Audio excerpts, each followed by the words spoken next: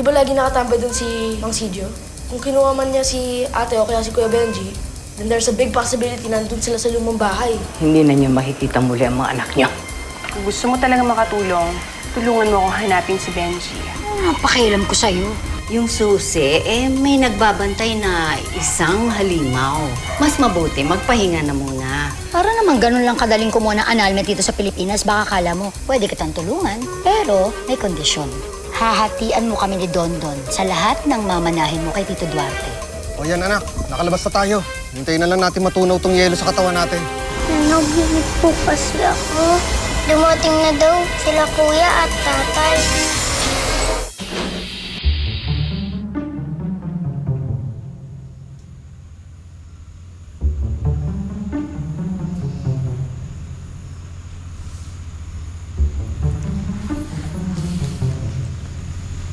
Saan ako? Bakit kami nakakulong? Benji! Benji! Benji, gising! Ano ba? Sab-sab ng tulog ko eh. Tutulog-tulog ka, nakakulong na tayo. Ano? Tumayo ka nga dyan. Bakit tayo nakakulong? Hindi ko alam. Pagkagising ko, nandito na tayo. Aba! At gising na pala itong mga alaga ko, ha? Bakit niyo po kami kinulong? Inubos niyo yung pagkain ko. Kaya kayo ang lulutuin ko at kakainin ko. Ha? Ano kung may si Hansel at Gretel? Mga inutil kayo! Ang simple lang ng utos ko. Yung salamin, iharap nyo sa mga bata para makopya na sila. Ba't hindi nyo magawa? Madam, kasi po si Kulas kalalaking tao ang lampa-lampa. Bakit sinusunod ko lang naman yung sinasabi mo? Kasalanan ko ba kulang pa ako? Kasalanan mo kasi tao kang giraffe. Ikaw may kasalanan kasi mali-mali ko haba-haba mo, hindi Di kaya mo kasi alam. Alibadbaran ako sa inyong dalawa! Kulas, yung salamin, kailangan ko para makita ko lahat kung ano nangyayari sa loob ng bahay ko. Madam.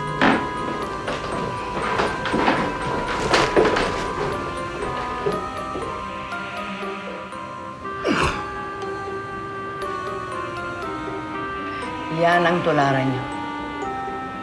Magaling magtrabaho. Tingnan niyo, nahuli niya ang 2 bata. Ngayon, tingnan naman natin yung mag-ama. Oh, bakit wala dyan mag-ama? Madam naman, balot sa yelo yung 2. Nandyan lang po yan.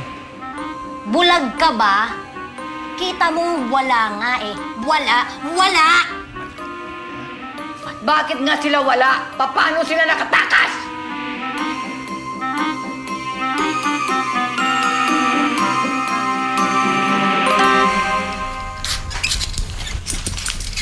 Paki-explain nga sa akin. Ano magagawa niyang belt mo sa pag-alis natin dito? Nakikita mo ba yung susi na yun? Yun ang susi ng kulungan. Hindi abot ng kamay ko eh. Kung magamit ko tong belt, maaabot ko.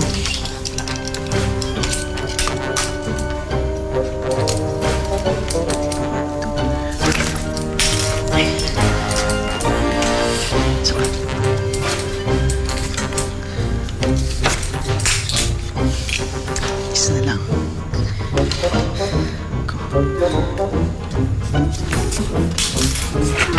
Yun! Kuya, wala dala yung susi. Hoy! Nako, ha? Tatakasan niyo ako, ano? Ha? Hindi pwede yan. Halika. Huwag niyo naman po kami kainin ng kaibigan ko. Nako, tumahimik ka, ha? Hindi po kami masarap. Promise. Oo nga po, tutulungan na lang po namin kayo magluto. Huwag niyo lang po kami kakainin.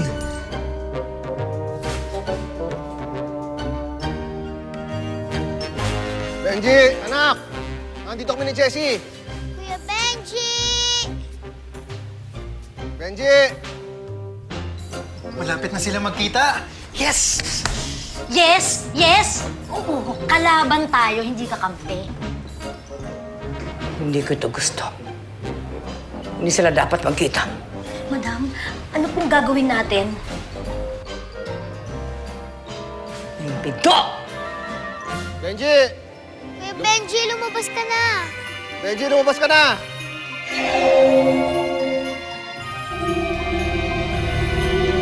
Jessie, yung pinto. Yay! Makakauwi na po tayo, Itay. Oo, anak. Pero si Benji nandito, hindi natin siya pwedeng iwan.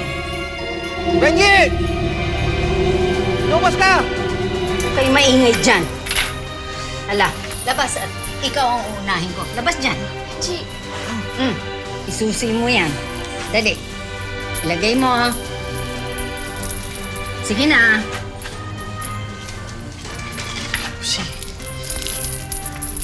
Bilisan mo, bilisan mo. Pare, kung wag na lang kaya tayo tumuloy. Mare, nandito na tayo. Saka sigurado ka nasa loob si Reden. Ang layo na ng nilakad natin.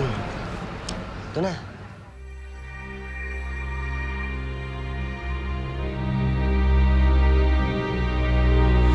Nagulit po kasi ako. Dumating na daw sila kuya at tatay. Ang saya daw po natin nung nagbalik sila. Yung doorbell.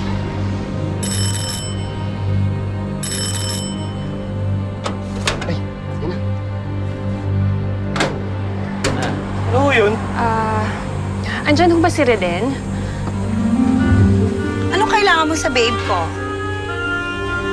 Hihingi lang sana ako ng tulong. Kung ayaw ni Reden, sa papa na lang niya dahil kailangan namin mahanap yung panganay namin.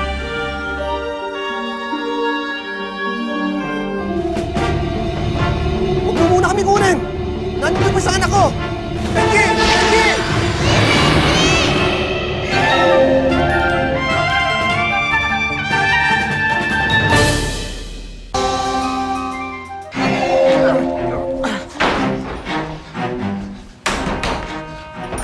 Buksan niyo yung pinto! Buksan niyo yung pinto! Nandito ang anak ko! Buksan niyo yung pinto! Nandiyan ang Kuya Benji ko! Buksan niyo! Tay! Tay, teka. Baka nasa ibang pinto po si Kuya Benji. Pinaglalaroan tayo nitong bahay na to. Ano ba kailangan nyo sa amin? Ano ba kailangan nyo sa pamilya ko? Buksan niyo yung pinto!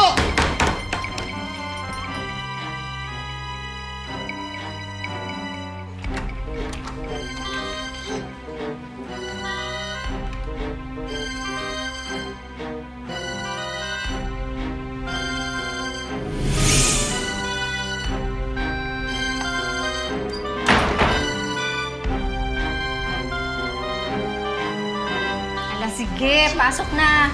Pasok ka dyan.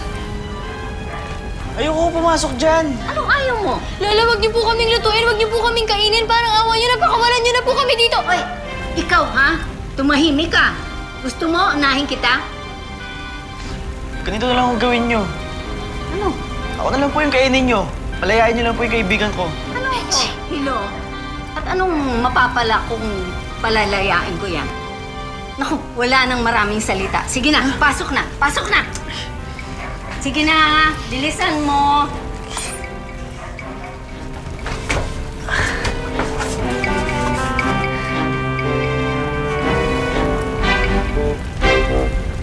Ang sabi ni Reden, ayaw na niya sa mga anak ninyo. Wala na rin pakialam si Tito Duarte kung nawawala man yung panganay mo. Teka. Bakit tayo yung humaharap sa amin? Pwede ba sabihin mo si kumpare, lumabas siya dito, huwag siyang duwag. Harapin niyo yung asawa niya. Ay, huli na sa balita. You're talking to the future wife of Ako pa rin Reden. ang asawa dahil hindi pa kami anal. Oo. Ano? Supalpal ka? Ngayon, baka pwede, pakisabi nilang sa asawa ko kung wala na siyang pakialam at ayaw niyang makialam, kung hindi niya naiintindihan yung mga anak namin, ibibigay ko yung gusto niya. Ngayon, pakiremind na kay Reden ha, kung hindi niya na ako kailangan, hindi ko na rin to kailangan. Ayan, sa'yo na yan.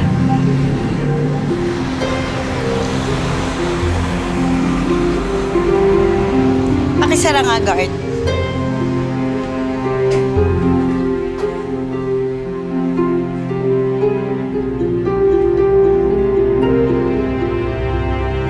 Maganda yung acting mo kanina, ha? Pangpamas. Siguro naman na hindi na ako lalapitan ng dulce na yon. Harap ka mo? Dumating dito sa Dulce? Yes, Papa. Humingi ng tulong. Hindi ko tinulungan. Asa pa siya. Hindi pa dapat itrato ng ganyan si Dulce. Asawa mo pa rin siya. Papa, correction. Hindi ko na siya asawa.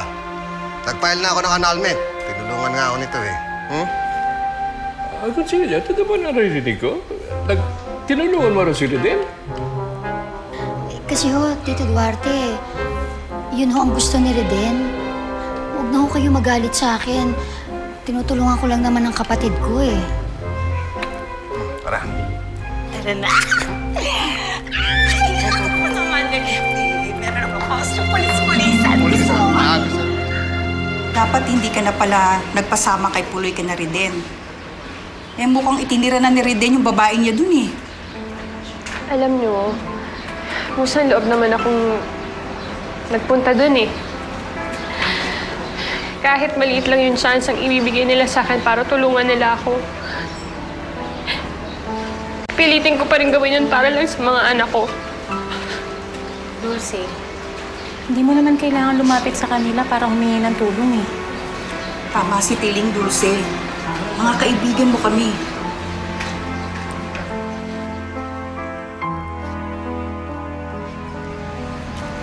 Tanggapin mo na yan.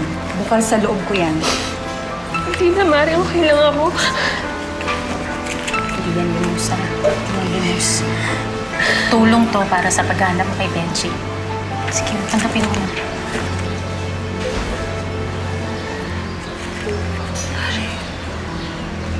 Salamat sa inyo, ah.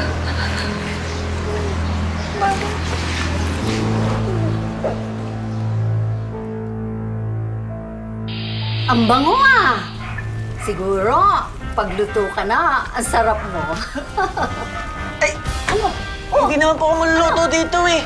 Ano hindi? Mukhang patay naman tong oven nyo eh. Ano bang patay? Eh, bukas yan. Eh, try nyo po. Try nyo po pumasok sa loob.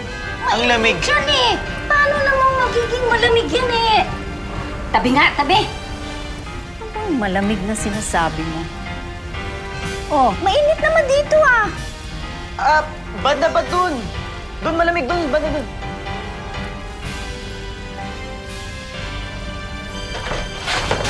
Ay! Oy! Huwag mo isara yan! Benji, bilisan mo! Buksan mo! Oh! Buksan mo ako dito! Ay! Buksan mo ito! Matalino ko na pala. Misa na. Halika na, ulit tayo dito.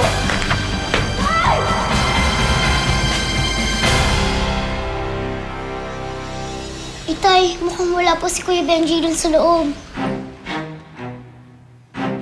Gusto niyo bumukas ang pinto? Ayan, bukas na. Bakit hindi pa kayo pumasok? Sino? Hindi ko po alam. Sino ka? Ako lang naman ang may-ari ng bahay na ito. Lucy, bilis!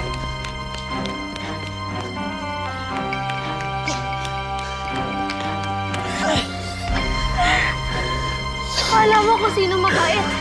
Sama naman ang ugali. Hindi pa tayo sa matandang yun, ha?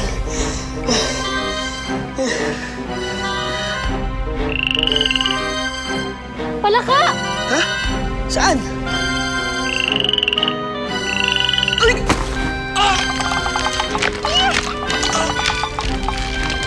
Lucy! Tanggalin mo sa akin to! Ayoko! Nakakadiri! Sige na! Lucy, bilisan mo!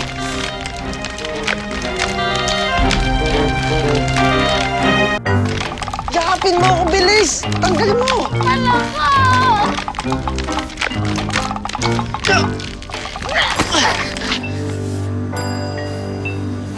Benji, kadiri.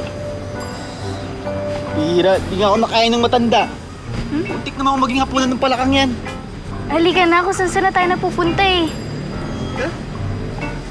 Una ka. Doon. Huwag ka lalapit sa akin. Doon! Dito nga. Doon! Ikaw pa si Muno nito? Yes. Bakit ayaw mo kami palabasin sa bahay na ito? Tsaka bakit ayaw mo kami mahanap si Kuya Benji? Because... Because ano? Wala, gusto ko lang.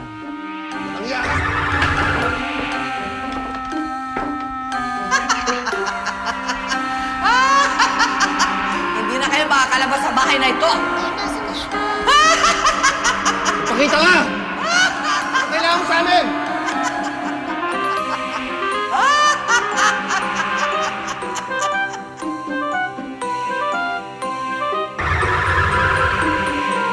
Ang taray niyo, madam. Pero bakit kailangan niya pa pong magpakita dun sa dalawa? Kailangan ko bang ipaliwanag sa iyo ang lahat na galaw ko? Ha? Sino bang amo sa lugar na ito? Ha? Eh, kayo po, madam. Pasensya na po eh. Nagtatanong lang naman. Kaya ako nagpakita sa mga mangin para malaman nila na wala na silang pag-asa. Na magiging miserable ang buhay nila. Kaya nang ginawa sa akin ang bahay na ito.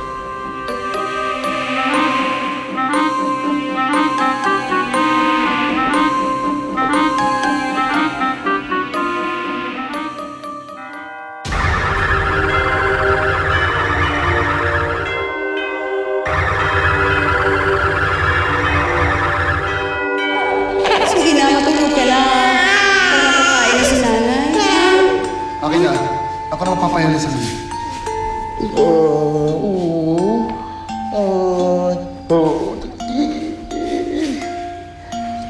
Kailan ba tayo aahon, Lando? Puro gulay lang ang pagkain natin. Di halos hindi masayaran ng isda itong sikmura ko. Kahit pa paano, may kinakain tayo sa araw-araw. Magpasalamat na lang tayo sa kanya. Hindi puro reklamo tayo. Araw-araw naman nagpapasalamat eh. Nangangarap lang ako, malay mo magkatotoo.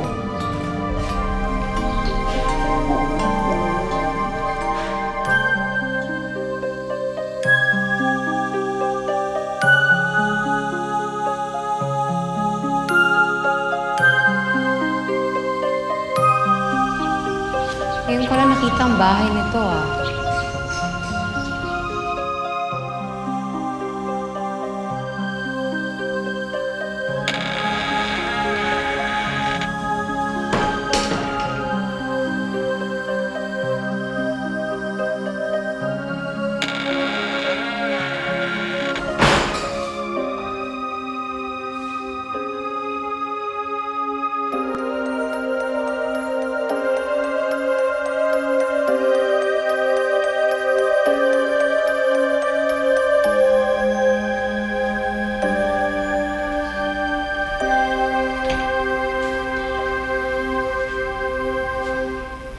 Kagandang salamin.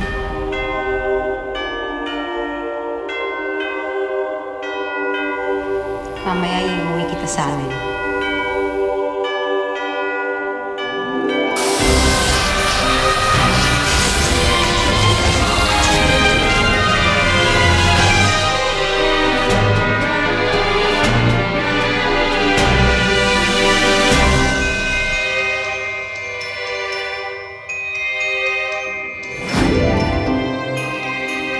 Ang tagal ko na dito sa loob ng bahay.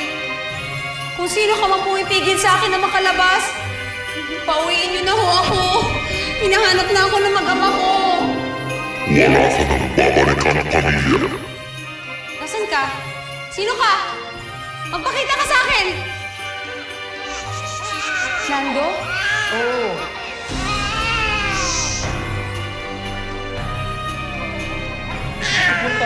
Bakit ka mukha akong babaeng yan? Hindi ako yan!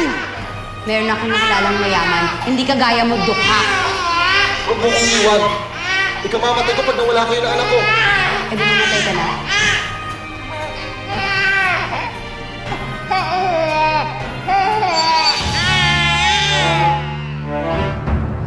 Patawarin niyo na ho ako. Pinapangako ko hindi ko na ho pag-iinteresan yung mga kayamanan niyo dito. Palabasin niyo lang ho ako. Ibalik niyo ako sa pamilya ko. Lahat ng bagay ay may kapalit. Kahit ano ho gagawin ko. Punuin mo ng mabubuting tao ang bahay na ito. Kapalit doon ay ibabalik sa iyo ang pamilya mo. Niloko ako ng bahay na ito. Hindi na nila ako pinalabas. At hindi ko na muli nakita ang pamilya ko. Kaya wala na rin makakalabas sa bahay na ito. magiging miserable ang lahat ng buhay nila.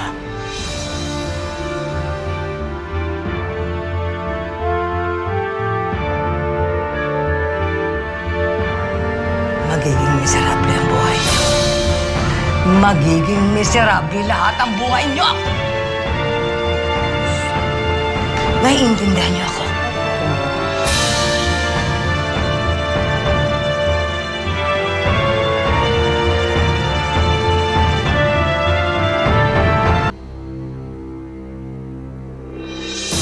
Pakita sa akin! Nang malintikan ka! Tay, tingnan niyo po oh. May home sweet home po na nakalagay ng tulad po sa atin. Kailangan may ganyan. Baka yan po ang daan pa uwi sa atin.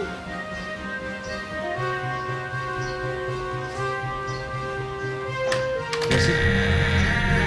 Tay, tingnan niyo po oh. Jessie!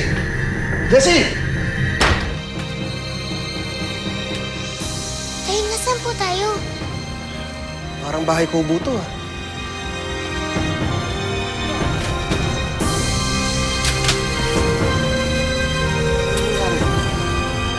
Tay, may lindol po.